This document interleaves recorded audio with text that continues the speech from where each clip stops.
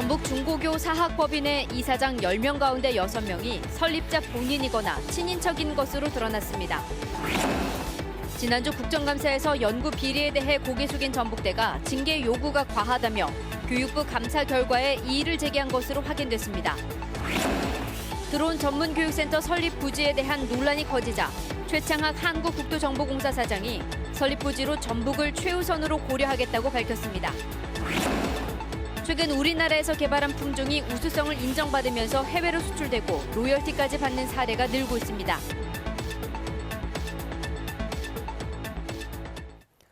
여러분 안녕하십니까? 전라북도에 있는 중고등학교 사학법인의 이른바 족벌 운영이 심각한 수준입니다. 법인 이사장 10명 가운데 6명은 설립자 본인이거나 친인척입니다. 사실상 개인 회사나 마찬가지라고 할 수 있습니다. 권대성 기자가 보도합니다. 중고등학교 2곳을 운영하는 전주 완산학원. 설립자가 지난 5월 구속 기소됐습니다. 학교에서 매달 수백만 원을 받아쓰고 교사 채용과 승진 대가로 돈을 받는 등 50억 원 넘게 빼돌렸다고 검찰은 밝혔습니다. 설립자 일가의 생활비로 월 4,500만 원씩. 그러니까 10년이면 4억 되겠죠. 그다음에 설립자가 부동산 구입비 명목으로 한 3억. 자녀들에게 증여 2억 원.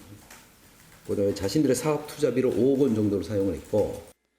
이처럼 설립자가 돈을 챙길 수 있었던 건 학교 법인을 사실상 가족들이 운영한 것도 원인이라는 지적입니다. 완산학원은 관선 이사가 파견되기 전까지 설립자의 아들이 이사장을 맡았고 아내도 이사로 참여했습니다. 가족 운영은 완산학원뿐만이 아닙니다.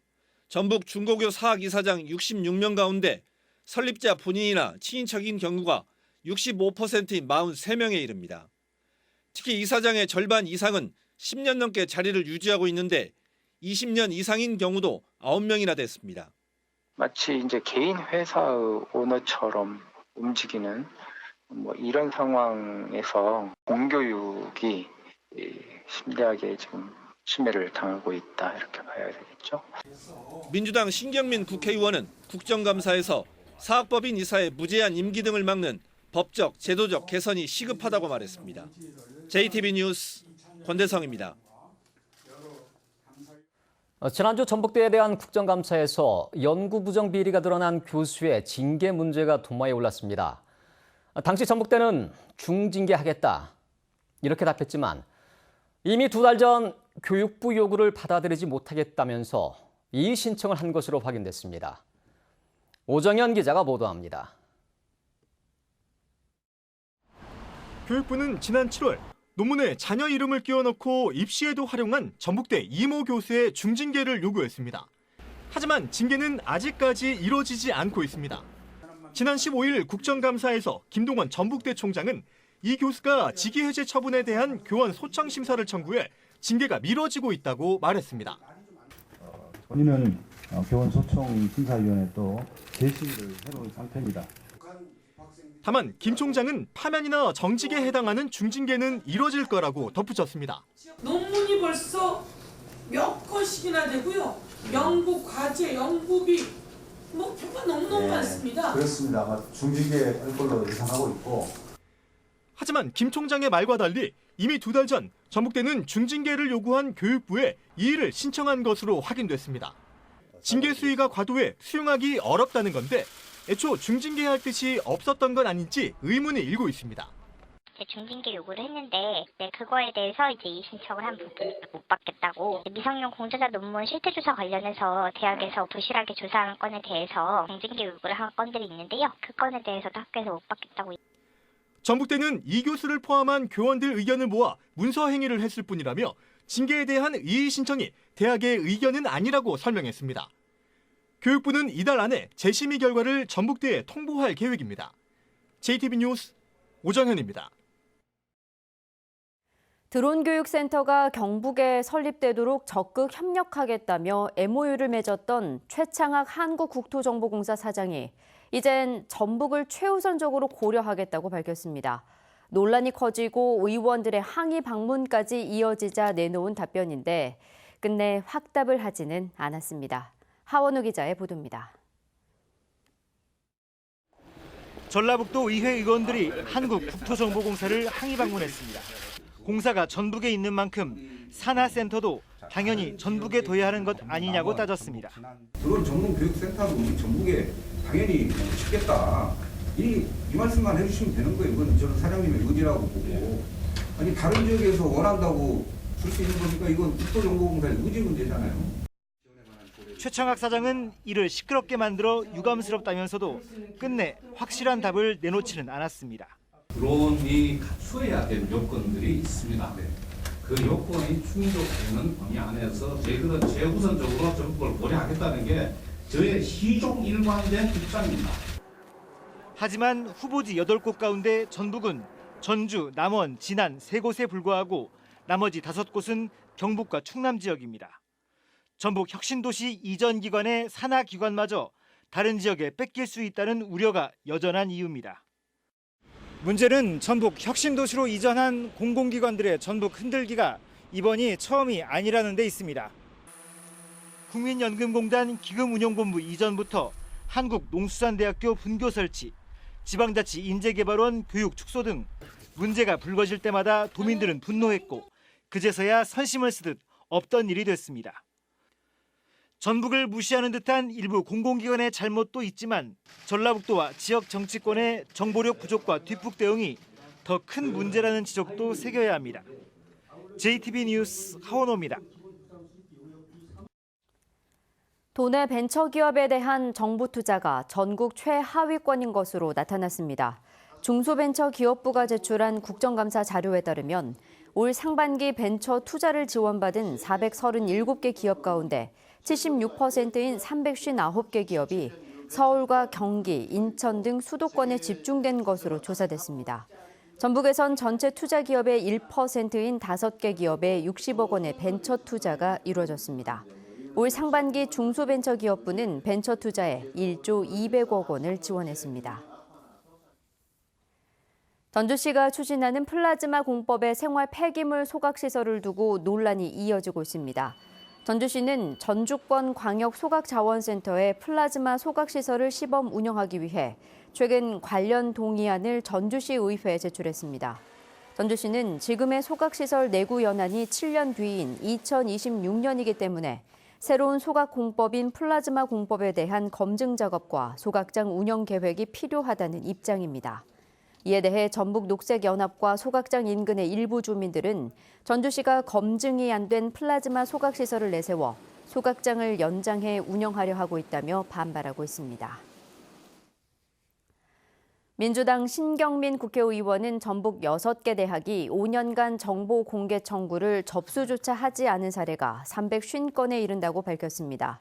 대학별로는 예원예술대가 139건으로 가장 많고 예수대 137건, 전주비전대 56건, 전주기전대 16건, 전북과학대와 한일장신대가 각각 1건씩입니다.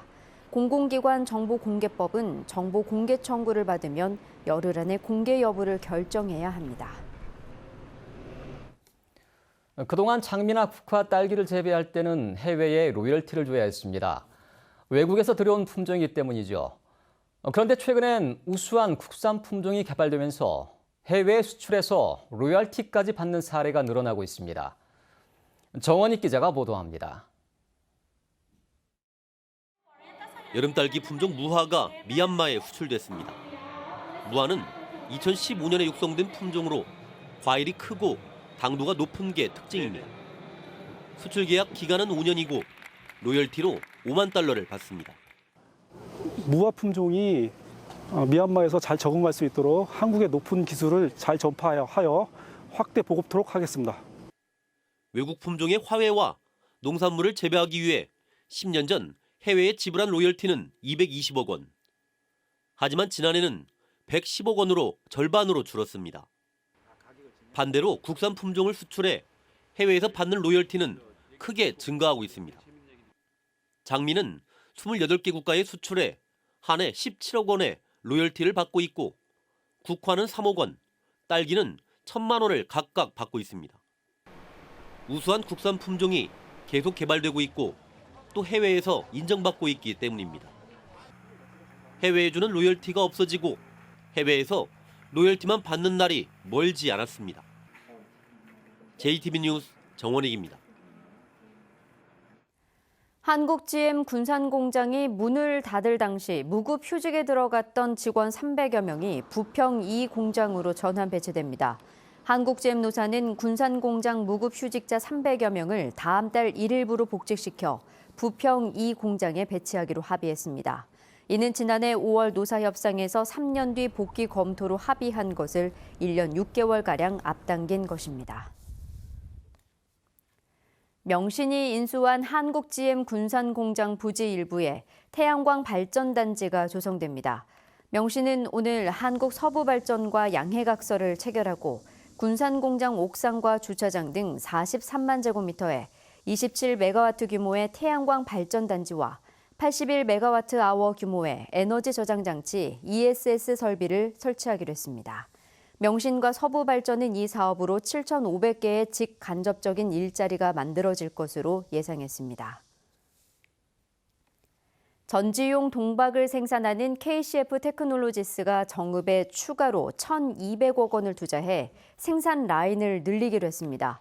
KCF는 오는 2021년까지 전지용 동박과 디스플레이용 동박 필름 제조 공장을 추가로 지어 연간 3만 톤인 생산량을 4만 톤으로 늘릴 계획입니다. 동으로 만든 얇은 막인 동박은 전지와 디스플레이 제조에 필요한 필수 재료로 전기차와 재생에너지 저장 장치의 수요가 늘면서 가파른 성장세를 보이고 있습니다. UN 시민평화단 파견을 앞두고 전북 평화회의가 한미 연합 군사훈련 중단과 조건 없는 남북협력사업 재개를 촉구했습니다.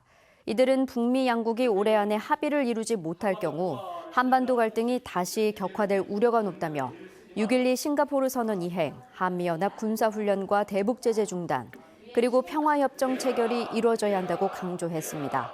UN 시민평화단은 오는 25일 미국을 방문해 UN 사무총장과 미 의회 의원, 남북 UN 대표부를 만나 이 같은 뜻을 전달할 계획입니다. 전주지검은 의붓 아들을 살해한 뒤 시신을 유기한 혐의로 57살 A씨를 구속 기소했다고 밝혔습니다. A씨는 지난달 3일 임실군 성수면의 한 야산에서 의붓 아들 20살 B씨의 머리를 둔기로 때려 숨지게 한 뒤 시신을 농로에 유기한 혐의를 받고 있습니다. 검찰은 A씨가 조사를 거부하고 있지만 자신의 아내가 B씨 명의로 가입한 보험금을 가로채기 위해 범행을 저지른 것으로 보고 정확한 경위를 조사하고 있습니다. 내일 아침에는 서해안 지역을 중심으로 짙은 안개가 끼겠습니다. 내일은 구름이 많고 흐리겠습니다. 아침 최저 기온은 8도에서 13도로 오늘보다 조금 높겠습니다. 낮 최고 기온은 전주 21도, 남원 20도, 장수 18도 등으로 오늘보다 2, 3도가량 낮겠습니다. 미세먼지 농도는 좋음 수준을 보이겠습니다. 당분간 일교차 큰 가운데 선선한 가을 날씨가 이어지겠습니다.